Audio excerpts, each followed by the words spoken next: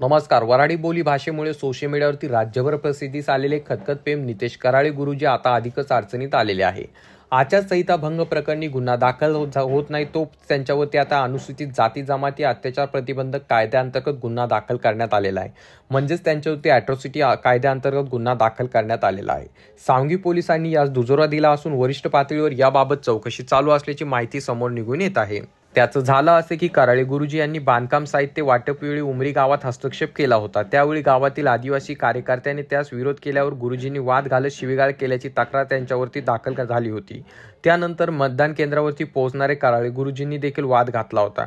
तेव्हाही एका आदिवासी महिलेने तक्रार केली होती, परंतु त्यांच्यावरती गुन्हा दाखल न झाल्याने भाजपच्या काही लोकांनी त्या ठिकाणी पत्रकार परिषद घेत दाद मागली. अखेर कराळे गुरुजी यांच्यावरती गुन्हा दाखल झाला आणि त्यानंतर आता अॅट्रॉसिटी ॲक्ट अंतर्गत सांगवी पोलिसांनी गुन्हा दाखल केला आहे. मात्र या प्रकरणी वरिष्ठ पातळीवर सर्व कागदपत्रे असून तिथेच चौकशी सुरू असल्याचे सांगण्यात येत आहे. अप्पर पोलीस अधीक्षक डॉक्टर सागर कवडे यांनी यास दुजोरा देत चौकशी सुरू असल्याचे नमूद केले आहे. तर खुद्द कराळे गुरुजी देखील म्हणाले आहे की मला याबाबत कल्पना नाहीये, कारण ऑनलाईन तसे काही दिसत नाहीये. मित्रांनो, गेल्या अनेक दिवसापासून याबाबत जे कराळे गुरुजी ह्या अडचणीत सापडताना दिसत आहे. तरी तुम्हाला याबद्दल काय वाटतं खाली कॉमेंट करून सांगा. चॅनलवर नवीन असाल तर चॅनलला नक्कीच सबस्क्राईब करा.